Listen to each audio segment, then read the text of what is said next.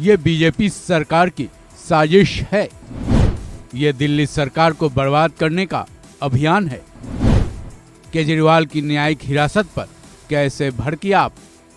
दिल्ली सरकार एक बार फिर मुसीबत में दिख रही है। वजह है दिल्ली के सीएम अरविंद केजरीवाल, जिनको एक बार फिर से झटका लगा है। दिल्ली के राज एवेन्यू कोर्ट ने केजरीवाल को 14 दिनों की न्यायिक हिरासत में भेज दिया।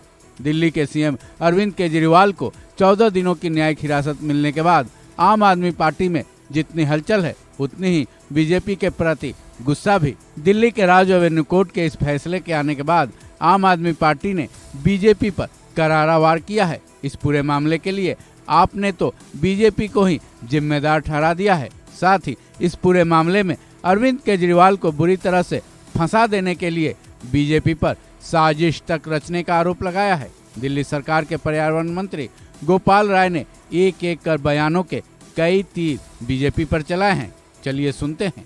लेकिन देखिए, हमें तो ये उम्मीद है कि जिस तरह से फर्जी केस में हमारे मिनिस्टर्स को, चीफ मिनिस्टर को जेल में बंद किया गया है, ये पूरी तरह से एक षड्यंत्र है भाजपा सरकार का, और उसके तथ्य भी सामने आ गए। जिस तरह से ट्रायल कोर्ट में मुख्यमंत्री जी को जमानत मिलती है, ट्रायल कोर्ट साफ साफ कहता है कि मुख्यमंत्री के खिलाफ कोई सबूत नहीं है, उसके बाद बिना ऑर्डर की कॉपी लिए ईडी दौड़ करके हाई कोर्ट जाती है, उसके बाद उसको बिना पूरे केस सुनवाई किए उस पर रोक लगा दी जाती है।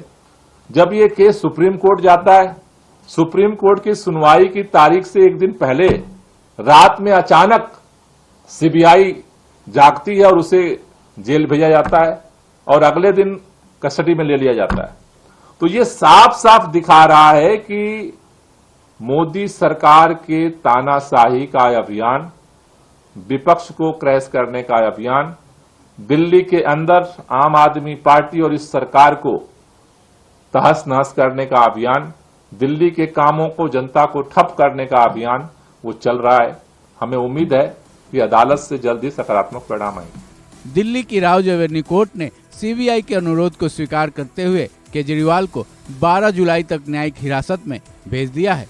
गौरतलब है कि दिल्ली के कथित शराब घोटाले मामले में अरविंद केजरीवाल की मुश्किलें बढ़ती ही जा रही हैं। दिल्ली के राज एवेन्यू कोर्ट से अरविंद केजरीवाल को जमानत तो मिल गई थी, लेकिन उस जमानत को ईडी ने दिल्ली हाई कोर्ट में चैलेंज कर दिया था, जिसके बाद दिल्ली हाई कोर्ट से जमानत रद्द हो गया। उसके तुरंत बाद ही सीबीआई केजरीवाल से पूछताछ के लिए तिहाड़ जेल पहुंची और उन्हें गिरफ्तार भी कर लिया, जिसके बाद दिल्ली के राज एवेन्यू कोर्ट में सीबीआई ने अरविंद केजरीवाल को पेश किया, जहां से उन्हें 14 दिन की न्यायिक हिरासत में भेज दिया गया है।